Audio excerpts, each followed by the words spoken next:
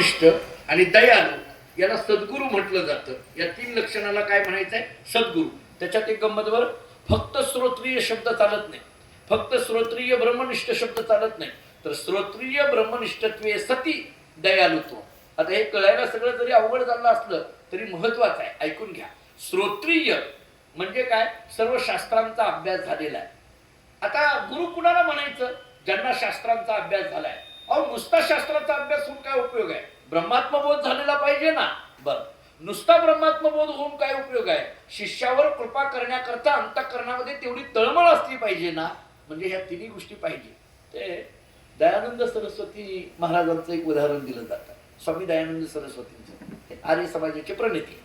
ते काय उदाहरण दिलं जातं? काय झालं म्हणे, त्यांच्यावर काही शिष्यांनी, शिष्य परिवार त्यांचा असताना एका शिष्याने त्यांच्यावर विषप्रयोग केला. एका शिष्याने त्यांच्यावर विषप्रयोग केला आणि मग ते विषप्रयोग केला. एकदम बाकीच्यांना कळालं. ते सगळ्यांनी धावपळ केली, औषधोपचार सुरू केले. तेवढ्यामध्ये कळालं की बाबा विषप्रयोग कोणी केलाय. तो शिष्यही सापडला, त्याला पकडलं. बाकीच्या शिष्यांनी एका खांबाला त्याला बांधून टाकलं आणि मग इकडे हळूहळू हे विष उतरत होतं. आणि स्वामी दयानंद सरस्वती मूळ पदावर येत होते, म्हणजे शुद्धीवर येत होते. आणि शुद्धीवर आल्यानंतर डोळे उघडले, सगळे शिष्य असे बसलेले आणि ज्या शिष्याने विषप्रयोग केलेला होता त्याला खांबाला बांधलेलं होतं आणि सगळे शिष्य असे बसले. जेव्हा त्यांनी डोळे उघडले आणि डोळे उघडल्याबरोबर विचारलं, याला का बांधलंय, याला का बांधलंय? बाकीच्या शिष्यांनी सांगितलं, गुरुजी तुमच्यावर जो विषाचा प्रयोग केला तो येणंच केलाय म्हटलंय, त्यामुळे याला बांधून टाकलाय. तुमच्यावर जो विषाचा प्रयोग केला तो येणंच केलाय म्हणून याला बांधून टाकलंय. काय शिक्षा द्यायची सांगा? याला बांधलंय ना, आता काय शिक्षा द्यायची सांगा? दयानंद सरस्वतींनी काय सांगावं? दयानंद सरस्वतींनी सांगितलं, पहिलं त्याला सोडा, पहिलं त्याला सोडा. ते म्हणजे अहो यांनी विषप्रयोग केलाय. स्वामीजींनी असं सांगितलं, पहिलं त्याला सोडा. का? कारण याला बांधलंय ते सोडा. मी या जगामध्ये बांधलेल्याला सोडायला आलोय, सुटलेल्याला बांधायला नाही आलोय म्हटलंय. जे बांधलेले आहेत त्यांना सोडायला मी आलेलो आहे. याचा अर्थ अंतःकरणामध्ये असलेली ही दया, तळमळ, हे दयालुत्व हे सद्गुरूचं एक लक्षण आहे. आपल्याला काय ऐकायचं आहे? श्रोत्रिय म्हणजे ज्यांचा शास्त्राचा अभ्यास आहे, ब्रह्मनिष्ठ म्हणजे जे ब्रह्मात्मबोधाला प्राप्त झालेले आहेत, आणि दयालू ज्यांचा शिष्यावर कृपा करण्याकरता तळमळ आहे. मला असं वाटतं हे तीन अर्थ विश्वात्मक देवाकडे लावा. कसं सांगतो आपण? पहिला अर्थ सांगितला, विश्व ज्याच्यापासून निर्माण झालं ते विश्वात्मक देव, तसं जे श्रोत्रिय आहेत ते सद्गुरू, हे इथं लागतं. दुसरा अर्थ आपण काय सांगितला? विश्वामध्ये जे भरलेला आहे तो विश्वात्मक देव. इतर सद्गुरू शब्दाचा अर्थ सांगितला, जे ब्रह्मनिष्ठ आहेत ते सद्गुरू. आणि तिसरा अर्थ काय सांगितला? विश्व ज्याच्या सत्तेने चालतं किंवा विश्वाची काळजी ज्याला आहे त्यांना विश्वात्मक देव. इतकं सद्गुरू शब्दाचा अर्थ केला त्यांना दयालू ते सद्गुरू. त्यामुळे हे तीन शब्द विश्वात्मकाकडे लागतात आणि तीन शब्द सद्गुरूंकडे लागतात. त्यामुळे विश्वात्मक देव शब्दाचा अर्थ सद्गुरू आणि सद्गुरू शब्दाचा अर्थ विश्वात्मक देव. म्हणून आता विश्वात्मके देवे, ज्ञानोबांचे हे शब्द आहे. ज्ञानोबा बोलतात आता विश्वात्मके देवे. हा या पद्धतीने थोडासा विचार करा. हा एक विचार. आता आणखीन थोडं पुढे बोलायचं आहे. ज्ञानोबा विश्वात्मक देवाच्या समोर बोलतात याचा अर्थ सद्गुरू असा अर्थ करा. सद्गुरूंच्या समोर ज्ञानोबा आपली अंतःकरणातली भावना व्यक्त करतात. आपल्याला जे बोलायचं असतं ना ते आपण आपलं मन आपल्या सद्गुरूंच्या जवळ मोकळं करावं. एक जाता जाता वाक्य सांग. अलीकडल्या काळात गंमत अशी आहे, कुणाला आतली गोष्ट सांगावी हा मोठा प्रश्नच आहे. आता विश्वासार्थ संपली आहे. विश्वासू कोण राहिलं नाही. विश्वासू कुणाला म्हणायचं राहिलं नाही. मी अनेकदा सांगत असतो, कोण विश्वासू सांगू? ज्याच्यावर जगाचा विश्वास आहे ते विश्वासी एक, किंवा ज्यांचा देवावर विश्वास आहे ते विश्वासी दोन. पण या दोन्हीपेक्षा तिसरी व्याख्या सांगतो, देवाचा ज्याच्यावर विश्वास आहे ते विश्वासी तीन. देवाचा ज्यांच्यावर विश्वास आहे आणि देवाचा ज्यांच्यावर विश्वास आहे असे जगामध्ये केवळ संत आहेत. देवाने ज्यांच्यावर विश्वास ठेवावा असं जगामध्ये जर कोण असतील तर ते केवळ संत आहेत. कारण अलीकडल्या काळामध्ये विश्वास या शब्दाला एक जोडून शब्द आलाय, विश्वासघात शब्द आता येणारेला आहे. विश्वासघात त्याला हिंदीमध्ये दगा म्हटलं जातं. दगा. आणि ते कबीर महाराजांनी एक हिंदीमध्ये दोहा लिहिलाय, दगा किसी का सगा नहीं, नहीं किया तो कर देखो, नहीं तो जिसने किया उसका घर देखो. कबीर महाराजांचं बोलणं आहे. ते रामायणामध्ये जटायूच्या मुखामध्ये दिलेलं वाक्य आहे.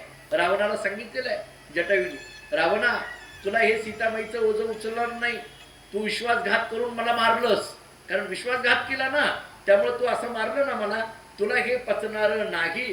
त्यामुळे विश्वासू या शब्दाचा विचार करायचा झाला तर सद्गुरू हे विश्वासू असल्यामुळे आपलं हृदय जर कोणाजवळ मोकळं करायचं असेल तर ते आपल्या सद्गुरूजवळ करावं. या दृष्टीने ज्ञानोबा बोलतात आता विश्वात्मके दिवे, अंतःकरणातली भावना व्यक्त करतात. हे गुरुवर्य मला जे मागायचं आहे ते मला तुमच्याच जवळ मागायचं आहे, म्हणून आता विश्वात्मके देवी. एक विचार आणखीन थोडं पुढं बोलतो याच्यातून, आपलं मन आपल्या सद्गुरूंजवळ मोकळं करावं, आपण आपल्या अंतःकरणातल्या भावना सद्गुरूजवळ व्यक्त कराव्या. आणि थोडं पुढं बोलू, आपल्याला ज्याला मागायचं आहे ना ते तेवढे समर्थ असावे, मागायचं आहे समर्थ असावे. तर थोडं पुढं बघा, हे जे मागितलंय ना ज्ञानोबारांनी, देण्याचं सामर्थ्य त्यांच्याकडे आहे म्हणून त्यांच्याकडे मागितलं. जरा व्यवहारातलं वाक्य सांगू, ज्याच्याकडे जे आहे त्याच्याकडे ते मागावं. कळलं का? बघा, ज्याच्याकडे जे आहे त्याच्याकडे ते मागावं, ज्याच्याकडे जे नाही त्याच्याकडे ते मागून काय उपयोग आहे. ज्याच्याकडे जे आहे त्याच्याकडे ते मागावं. सकाळची वेळ, नवरा घरातून बाहेर पडायला लागला, बायकोने सांगितलं हो तुम्ही बाहेर चाललात ना किराणा माल घेऊन या. दुसऱ्या दिवशी निघाला, तिने सांगितलं कपडे घेऊन या. तिसऱ्या दिवशी निघाला, औषधं घेऊन या. रोज काही ना काहीतरी प्रपंचातलं मागायचं, कपडे घेऊन या, औषधं घेऊन या, किराणा घेऊन या. तो नवरा एके दिवशी वैतागला आणि तो नवरा म्हटला काय ग, रोज काही ना काही प्रपंचातलं मागते, औषधं घेऊन या, किराणा घेऊन या, कपडे घेऊन या, कधीतरी बुद्धी माग, कधीतरी बुद्धी माग. तिने एकच वाक्य वापरलं, ज्याच्याकडे जे आहे तेच मागावं. कळलं का? बघा आता हे सगळं हाय ज्ञानोबाराय मागतात कुणाकडे? सद्गुरूंकडे. लक्षात घ्या. का?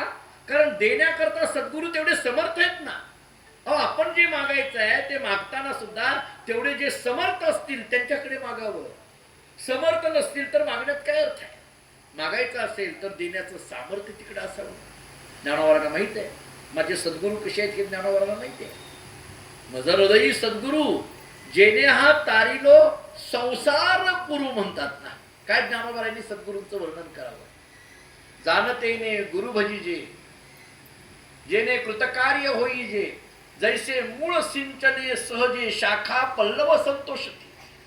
ज्ञानोबा बोलतात माझे गुरु कसे आहेत? श्री गुरु सारिका असता पाठी राखा, इतरांचा लेखा कोण करी. दृष्टांत दोन दिले, राजयाची कांता काय भिक मागे, मनाची या जोगे सिद्धी पावे. कल्पतरू तळवटी जो कोणी बैसला, आणि काय वानू त्याला सांगा जोशी. राजयाची कांता, राजाची पत्नी आहे, तिला भीक मागायची काय गरज आहे? का? कारण राजा तिच्या पाठीमाग आहे. तसं ज्याच्या पाठीमागे स्त्री गुरु असतील त्याला कशाचीही किंमत घ्यायची गरज नाही, त्याला भीती वाटायची गरज नाही. कल्पतरूच्या झाडाखाली काय कमी पडेल महाराज? कल्पतरू तळवटी जो कोणी बैसला. कल्पतरूच्या झाडाखाली काही कमी पडत नाही. तसं ज्याला श्री गुरूंची कृपा आहे त्याच्या जीवनात काही कमी पडत नाही. आणि म्हणून श्री गुरु सारिखा असता पाठी राखा. ते